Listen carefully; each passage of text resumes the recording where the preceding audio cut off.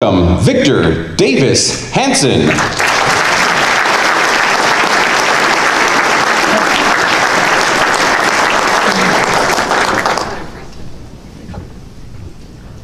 If I fell, it wouldn't be by design. I thought I'd speak a little bit on California, and I promised I wouldn't be too pessimistic.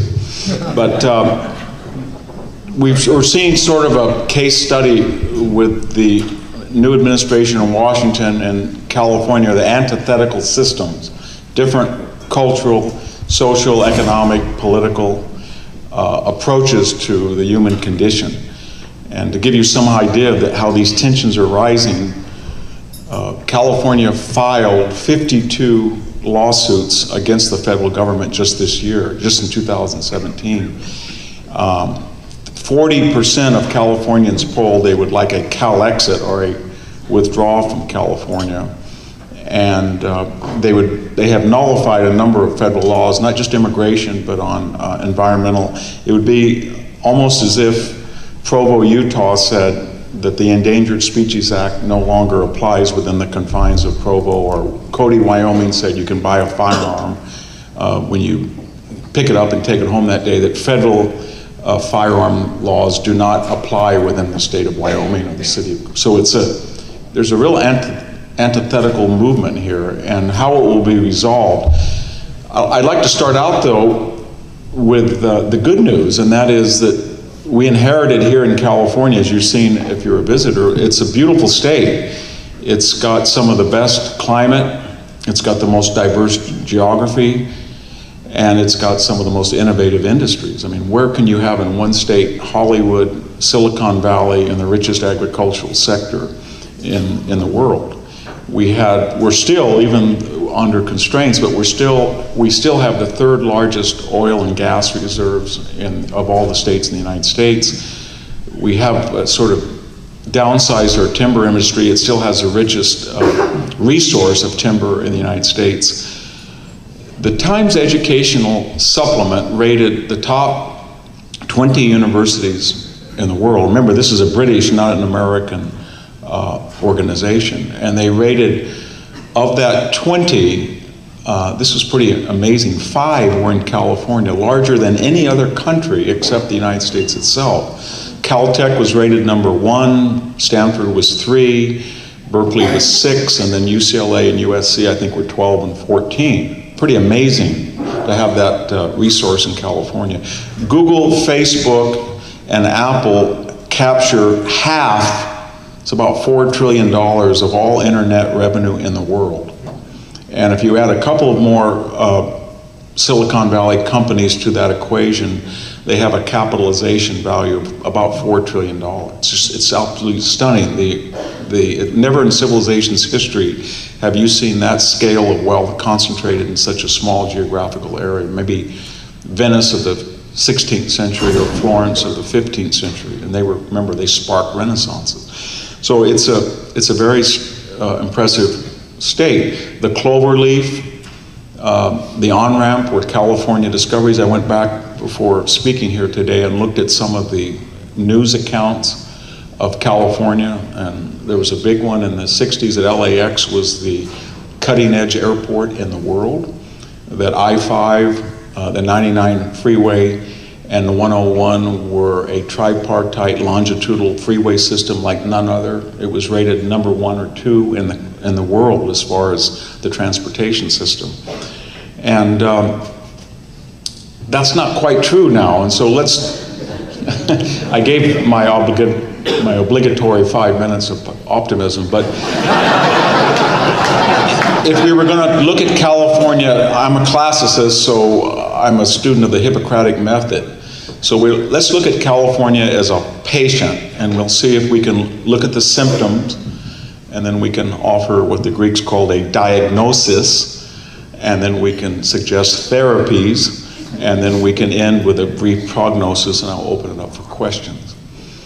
Let's go back and look at some of those statistics. California has the 5th largest economy, depending on the survey, 5th or 6th in the world.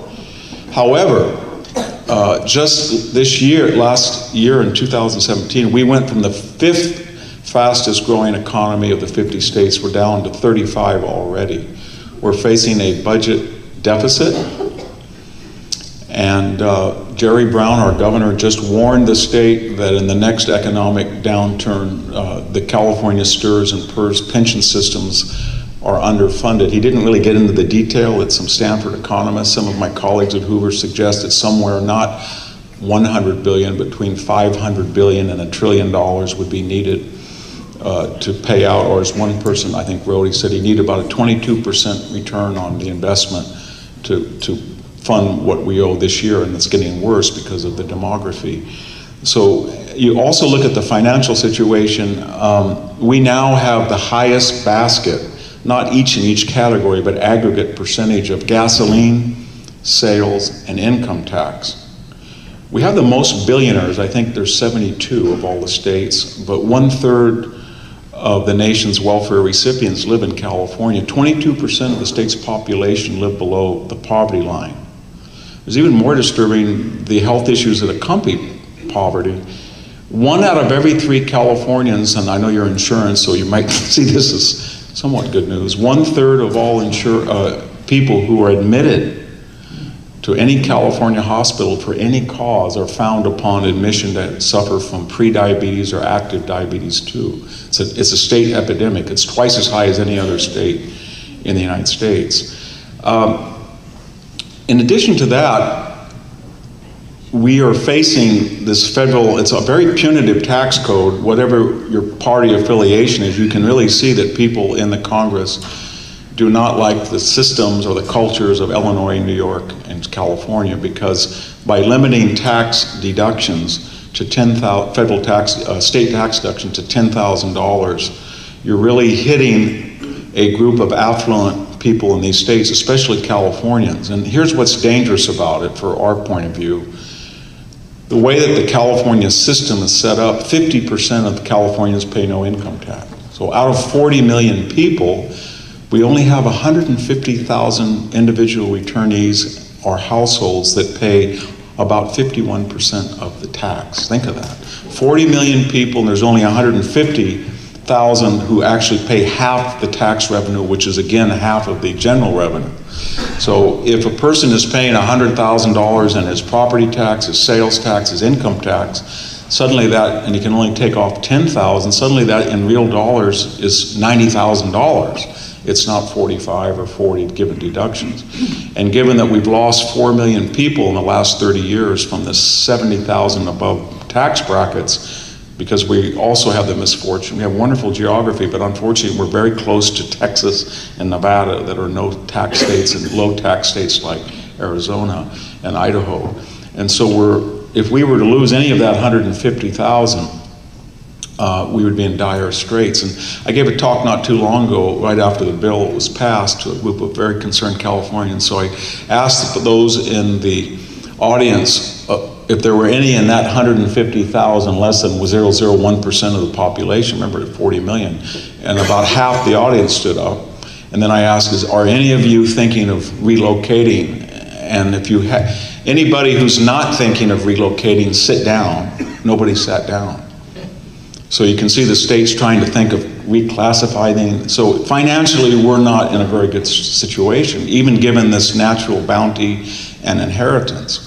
If you look to education, I just said it's very impressive that we're rated so high and that we got this wonderful inheritance from our forebears. If you think about it, the tripartite 9 UC campuses, 23 CSU campuses, and over 60 community colleges. The idea was to create a informed and participatory citizenry that was better educated. And it was really the success in the 50s and 60s and 70s under Clark Kerr and others. But if you look at that system today, it's not just underfunded, but it's out of whack. And by that I mean, over the last 10 years, the percentage of full faculty at our flagship CSU and UC's campuses has declined by about 20%.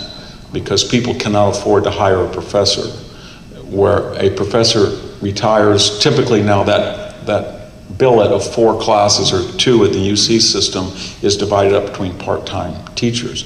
And yet the administrative cost has gone up 212% at CSU, and the faculty cost has gone up 2%. But even more worrisome, when I started teaching in the CSU here at the local CSU campus in Fresno, 28% of the people were remediated.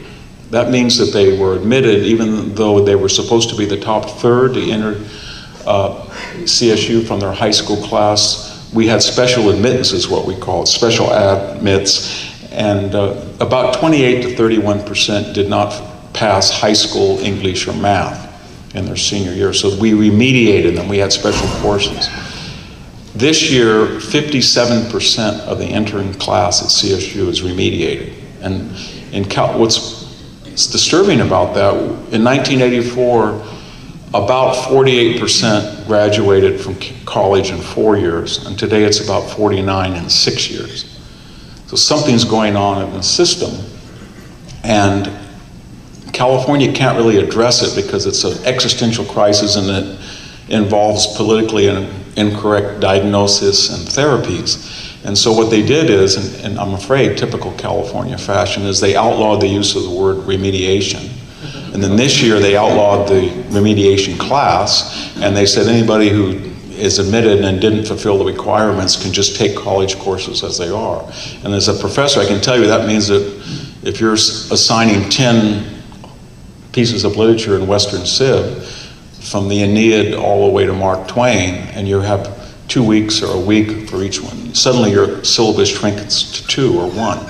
And then the student who can do that doesn't want to be in that class, so they go to a private school. So we're facing a real challenge, and we used to be 11th in the United States in 1970 in the quality of our public schools as calibrated by high school test scores. We're now 46th. Turning to transportation, I mentioned these 3 great highway systems, but there is about 30% to 40% of those systems have not changed since 1960 to 1970 when they were built or finished, when the population was between 15 and 20 million people instead of today's 40 million.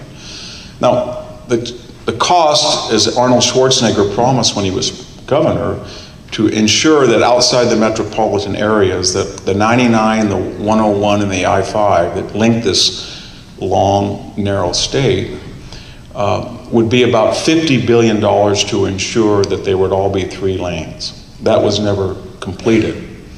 What was authorized in 2008, the voters voted for high-speed rail, and they were told that it would cost $32 billion.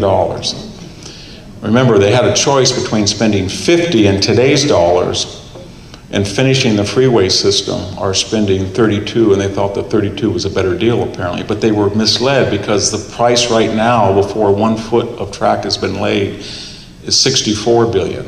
And it's estimated to go up to $100 billion in 2 years. And most people at the Hoover Institution, they're on the conservative side, but they frown and they shrug it'll be at $300 billion to finish the 800-mile system. Here where we are, the system, remember the first leg was Madera to Bakersfield. It was chosen deliberately because the land is flat, it's seismically stable, there's no tunnel boring, and land here is a fraction of the cost of the LA Basin or the Bay Area.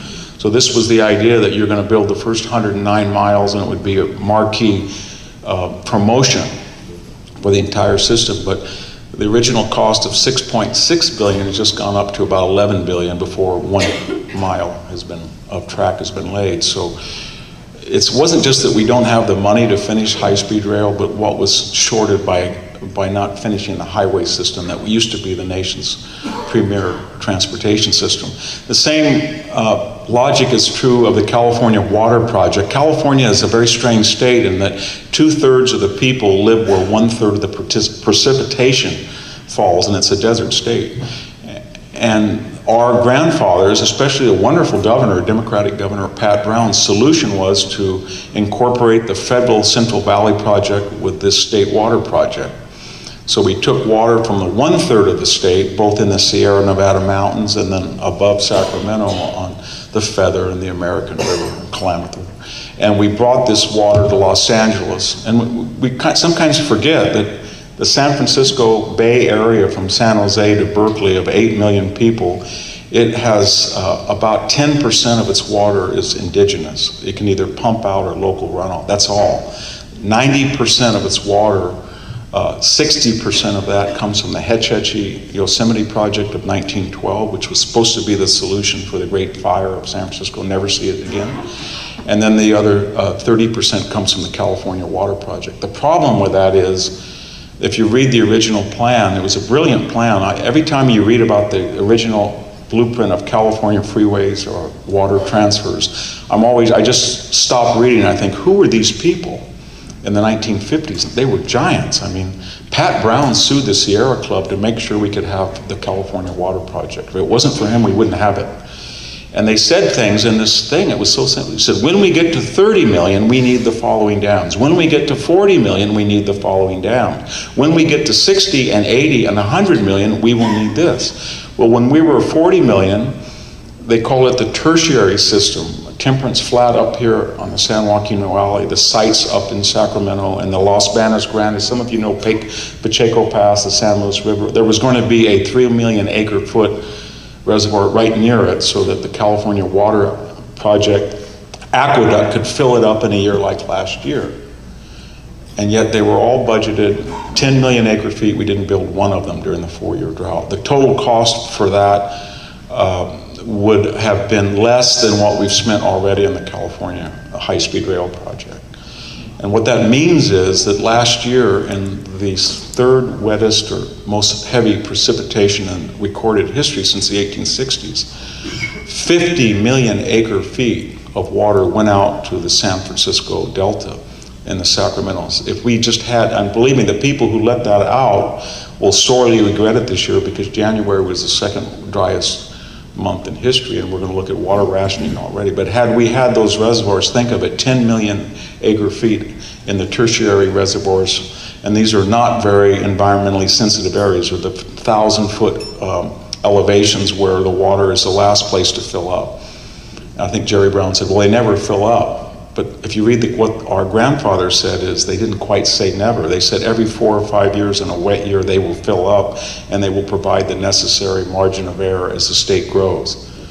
And so our transportation and infrastructure is in dire needs. Now, Forbes just 2 years ago rated infrastructure based on canals, but especially bridges and roads. We were 49. Thank God for Mississippi that was 50. So we're really facing a crisis here. And if you look at the budget percentages, in about 1960, we spent about 40% of the budget on infrastructure. Today, we spend 7%. The other 93 is 60% of it is health and education entitlements, and then there's interest on the debt and pensions. California pension system, as I said, is underfunded.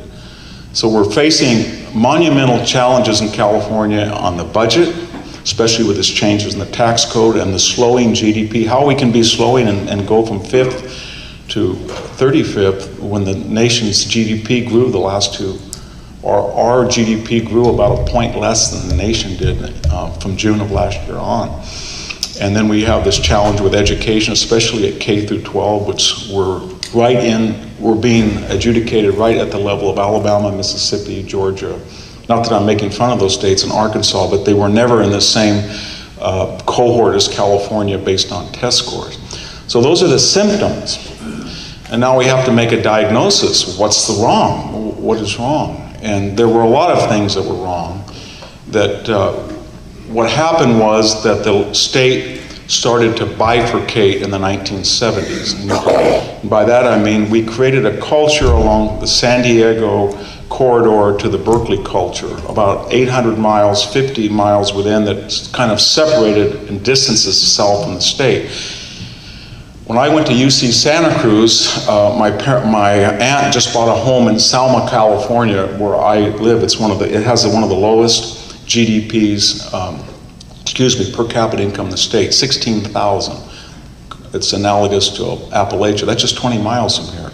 When I go to work every week at Stanford, it's got 115 GDP, one of the highest in the nation. That wasn't true before. In 1971, when I went as a UC Santa Cruz, just open campus, my parents looked at 3 of us in our family going to school that year, and they said, well, we're going to buy a house in Santa Cruz next to the campus. And it's a great deal. It's $22,000 for a 3-bedroom, 2-bath, and the mortgage will be $160, and you can rent out the extra rooms for $50. But what they were worried about was my mother's sister was trying to buy a house of the same size in Selma for $24,000. Imagine that. Today, that house, which I still have, thank God, and it was just not that I have any money, but it was assessed at $1 million, and the house that my aunt bought for $4,000 more in 1971 will be lucky to sell for $100,000. So what changed that? What changed that was partly the infusion of global capital into the Bay Area, and then the globalization project of the 1980s that made Hollywood, the defense industry, the financial sector, and this new tech industry bring all of this capital combined with regulations, and these are very highly regulated areas. I get a lot of hate mail, as you can probably see from this talk, but I've never had so much hate mail in my life when I went on KQED radio, and I suggested that after driving through the Google campus and seeing people living in trailers that were not homeless, but Google employees that could not afford the $5,000 or $6,000 a month rent. So if you've ever been there in Menlo Park, there's lined up, people are living in these Winnebagos. And then I go to Redwood City to further my empirical research, and I would count the number of cars in front of people's homes, and I would get up to 15, 20 cars, and 7 or 8 lean-tos, sheds, all by a 1950s cottage. And so that's a symptom that something's being regulated. And what I said in this interview was, if you go from Sand Hill Drive on 280 up to South San Francisco Crystal Springs Reservoir, and then to Half Moon Bay, there's about 50 square miles of empty territory. And then I made the colossal mistake of saying, and guess what? You have Hetch Hetchy water. It's beautiful. It doesn't even have to be treated. The only water system that's so pure from Yosemite that it doesn't have to be treated is right there in that corridor. 280 is it still works. It's got 6 lanes. Why don't we have affordable housing for everybody in this corridor, and so they don't have to live like they do in Menlo Park? And people they had to shut down the questions that came into the radio show. I have a polo thing and 5 acres. I worked my whole life to live in Portola Valley. I don't want a bunch of poor people. I have a nice home in Woodside. I don't want this. And I had to stop, and I said, but you're very progressive people. And the point I'm getting at was, it didn't matter what your politics are. There was a mentality that my progressive politics almost excused my parochial interest. But that was the most contentious issue. So what I'm getting at, if you can see it, is that we developed this corridor as a very affluent area, and we restricted it environmentally and by zoning laws, and drew up the price of housing in a way that was not true of the interior. And that has bifurcated the state. The second thing is we had illegal immigration. We had about, from 1970 to 2017, about 10 to 15 million, about what the static population is nationwide, but in the California itself over that period. Nothing wrong with immigration. I don't want to get into that in a non-political partisan landscape. But my point was, for a variety of reasons, we did not handle that challenge in the way that we had handled other challenges, both from Mexico in the past, but from countries as diverse as Nigeria or South Korea or Japan or China. In other words, immigration was not meritocratic, measured, and legal. And so that put a further onus on the host to assimilate and integrate and intermarry the new population as quickly as possible. And yet that occurred at the very time that melting pot American tradition. Remember, America is the only country that's ever tried this experiment of a multiracial society under one culture. Rwanda, Iraq, Yugoslavia, they couldn't do it. Austria-Hungary couldn't do it. This was a great experiment. It was based on this idea of our content of character is all that matters. Our appearance is superficial. We have one culture but many different races. But we lost confidence in the so-called melting pot. We adopted the salad bowl. And immigration then led into fissures within the California body politic. So we basically have a state now of very affluent people on the coast, and mostly a much higher minority population. I would add also that because of immigration, we had a special responsibility or task or challenge that 1 out of every 4 Californians, 10 million Californians out of 40 was not born in the United States. So whether that's obeying traffic laws, or that meant that we all had to pull together and say, let's get English as a language, let's integrate, and we didn't do that. And so what's happened is geographically, politically, socially, culture in Fresno or Mendota or Sanger or Reedley is very different than Carmel or Monterey or where I was in La Jolla and Monterey lately. It's just a different world. And how does that work? And why is that a symptom of the pathologies I talked about? Well, if you're living in the coast and you're setting energy policy and you're up to 25 to 30 cents a kilowatt, where I am, I have an office in the proverbial Ivy Tower at Hoover, the 11th floor. I've never turned on the air conditioning and heat in 15 years. Whether it's winter or summer, never. When I'm in Selma, in August, Walmart is packed with people, indigenous people who cannot afford to turn on their air conditioning even when they're subsidized by PG&E. They have to go in and sit there all day in that cool store. The power rates that were set by people on the coast, but they affected people who have very different ways of living or very different aspects or wherewithals as far as income. That same dichotomy is true of water. So people in the Bay Area and LA get all of their water from water projects. They don't even know where the water comes from, and yet the decision-making nexus there cut off 1 million acre feet during the drought and let it go out during the wet year last year. As I said to one colleague, what if we did that to Hetch Hetchy water? We just let it all go out, and to save the smell, we wouldn't be able to. And he said to me, he's a Stanford professor, he said, we don't get our water, we drill it out of the ground, it's ours. I said, no, you don't. And so people have not been educated. In the case of high-speed rail, you can see the same thing. The idea was originated on the coast, but because of lawsuits in the LA Basin and the Bay Area, they decided to try it here first. And yet, we're going to destroy some of the most majestic oaks and floodplain of the Kings River down in the Hanford-Lemoore area. It's just stunning, the agricultural land that's going to be destroyed by this corridor. And I guess what I'm getting at, whether it's open borders, people in the Bay Area were for open borders, but in my local schools where I put my children, most of the Hispanic parents were very worried about the infusions of non-English, in many cases non-Spanish speakers from southern Mexico. And as one of my Stanford colleagues said, well, we mandated that everybody has instructions in Spanish. I said, what if somebody comes up and they don't read Spanish? He said, well, everybody in Mexico reads Spanish. I said, no, they don't.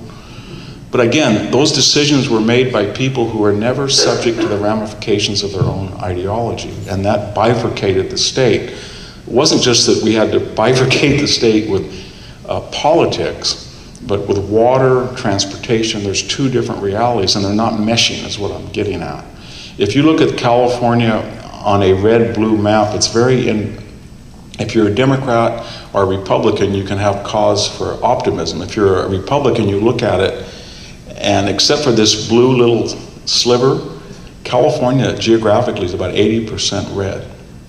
And you get all excited. Then you compensate for population, and that little strip, you can't see any red at all. It balloons out on another map. We have 53 congressional members. We only have 14 that are Republicans. In the next few election cycles, we're not going to have any members for state office from the opposition party due to changes in the law. So not only are we bifurcated with a coastal environment that's not attuned to the interior, which it directs because of its political power and capital and education, but politically we are a one-party state, which is not good whatever your political views. I think I'm going to stop because everybody looked pretty happy and you're all shaking your heads. So now that we have the therapy, we've had the diagnosis, the symptoms and the diagnosis, what would be the therapy and the prognosis? Well, obviously we'd have to go back to what we used to do. And so immigration used to be legal, diverse, meritocratic, And it would be easy to do. We could say we want people, we want Nigerian doctors, we want South Korean optometrists, we want insurance agents from Mexico City, we want everybody, but we don't want one particular group that is in need of immediate, come so quick at a time when we've lost our own faith in what made us great. So we have to change the attitude of the host, we have to change immigration, and then I think we have to find ways to connect, either separate the two states longitudinally or integrate them. And by integrating, that would be something like giving tax incentives for Google or Facebook's spin-offs or Adobe or Oracle to relocate in areas in the San Joaquin Valley. And they would say, we don't do it, we don't want to do that because people don't find it culturally enticing, or there's not a Stanford and Berkeley twin university system to send out engineers. So we'd have to really invest in UC Merced, CSU, Fresno, CSU, Turlock, and it's gotten some people in this area so desperate that they're thinking of trying to offer land and incentives for a college like Hillsdale College, a traditional liberal arts school, to be anchored in Fresno County. Something like that to draw industry in would be, and that would disperse, and I think it would level out a little bit this disconnect between per capita income, square footage, and then again, I think we'd have to deregulate a lot of the tax code and the environmental, we're all environmentalists, but the environmental zoning that prohibits really construction along the coast. And so we want to equalize out so we're not paying $120 a square foot or $130 a square foot in Stockton, and then 2 hours away we're paying $2,000 a square foot in Palo Alto or Sunnyvale. I just walked by a house in Sunnyvale, not Menlo Park or Palo Alto, and it was up for sale for 1.7 million, 1,500 square feet. And I talked to the young techie, about 30 years old, who was moving in. I said, 1.7? He said, who said I paid 1.7? I said, I used to pick up the little, as I walked by, I picked, and he said, I had to pay 2.5. So that disconnect is not healthy for those people, and it's not healthy for us, because we have two different worldviews, and that breaks down. Will this happen? I think I have some confidence that people in the state, when they start to see that they're paying about double the rates of electricity in a state that can be very hot and very cold for people outside the coastal corridor, when their schools are rated 45th in the nation in test scores, and yet they pay a combination of the highest basket of, as I said, sales, gasoline, and income tax, or when they sit for 4 hours or 3 hours on the 99, and when it's only 2 lanes each way between Visalia and Delano or up by Madera, and they see an incomplete Stonehenge overpass that's just not moving, that they're going to finally say, and I don't think it'll be so much a political, it'll be a pragmatic return to California, what made us good. But unfortunately, the way these happen in history, things have to get a little worse before they get better. But we have a good future because we have this rich natural state, and we had such a wonderful inheritance. So we know what we can do. It's just a matter of not doing anything new, but just going back to what was old. Thank you very much.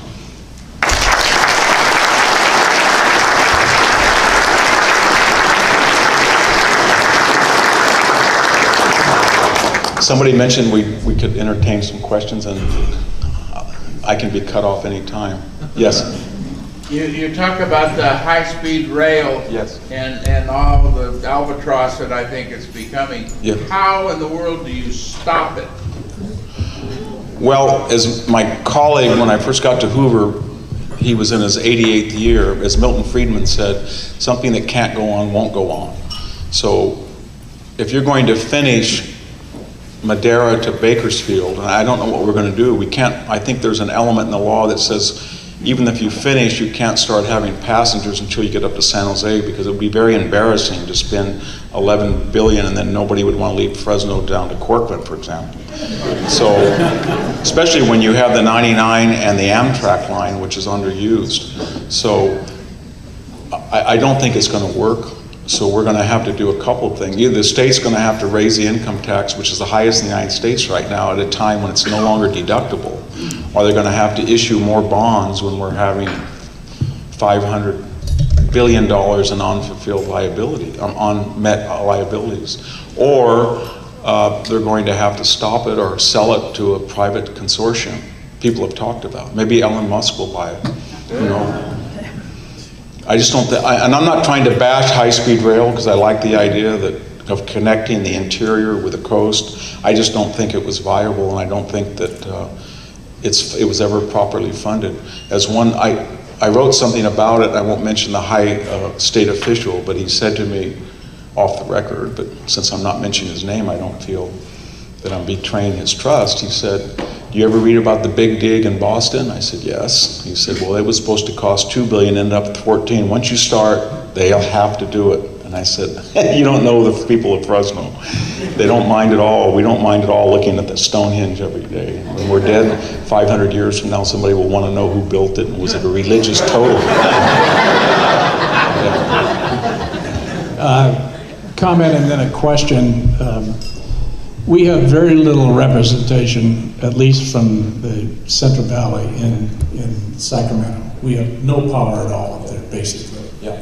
It's Democratic ruled.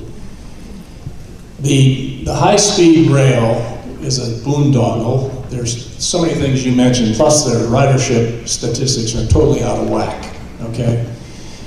Second thing that's just happened is the California Water Board has ruled that the Temperance Flat Dam is not advantageous, I think they used, for the public. What I'm concerned about, everything you've said I've agreed with, but how do you see this playing out down the road when we have no representation up there? The Democrats rule everything, the environmentalists. How is this going to change? I mean, you're confident that it's going to change. I don't see that myself. We're seriously consider moving to Texas, to be honest with you.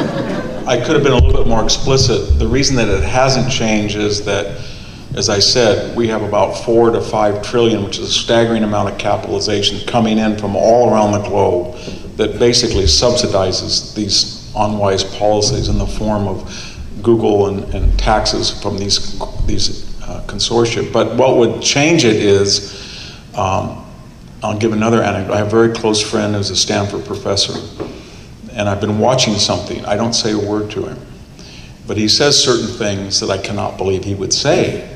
He's for open borders, but he found out that Palo Alto Menlo Atherton Public School, a wonderful high school, doesn't quite have the demography conducive to Mandarin Chinese anymore that he wanted his child to take. So he's sending his 2 daughters $75,000 a year to a private Sacred Heart in Palo Alto. This is a very liberal person who believed in the public school system. And second of all, he said to me, this not too long ago, we have a beautiful succulent garden and grass. Are we going to have to go on water rationing? I said, well, this is going to be another dry year, and you didn't build any reservoirs. He said, yeah, but we had to plant trout and bass and salmon and the San Joaquin. We introduced salmon after 100 years. I said, that cost $36,000 a fish, and it didn't work. But I said, we could use the Hetch Hetchy water because it comes into us at Stanford. We could just stop it because it goes over the San Joaquin River and give it to the salmon. He said, oh no, we can't do that. That was stupid. Can't do that. We wouldn't have any water here. What I'm getting at, you can see, is that a lot of people feel they were insulated from the consequences of their voting or their ideology, and yet it's a finite, fragile landscape. As I said to him up in the tower, he came up to visit me, I said, look out at these foothills. Do you see any water? Do you see any, I don't know, cedar forest? Do you see any waterfalls? I don't see anything but brown hills. And this is Northern California, not down by LA or San Diego. So it's an artificial construct. And it was never designed for 40 million people. None of the state was. And I said, if anything was designed for 40 million people, it was Fresno, that has an aquifer of only 50 feet and is only 60 miles from one of the richest, usually richest snowpacks in the Sierra. But we don't think of that way. You think you're naturally blessed, you're naturally cursed. And yet we created this artificial landscape that nobody ever intended, and yet brilliant people, Democratic Governor Pat Brown understood that in 1958. He said, you know what, and I'm quoting almost verbatim, we don't have the luxury of voting yes or no on the California Water Project. We need that water or we can't have San Francisco and San Jose. That's exactly what he said. And so just because we have iPhones doesn't exempt us from history's accountability. And if we continue on the pathway that we're going, our population will be 50 and 60, we'll have no water, we'll have no ability to transport ourselves along a freeway with only 4 lanes, and we won't be able to educate it. As another top official called and said, you shouldn't be writing these down, these pessimistic appraisals of my state. And I said to him, if your state is, test scores are 46 in the nation, who's going to operate high-speed rail? It would be very difficult to do. I'm trying to be upbeat because I promised I wouldn't be. Any other questions? If we have, we're actually out of time.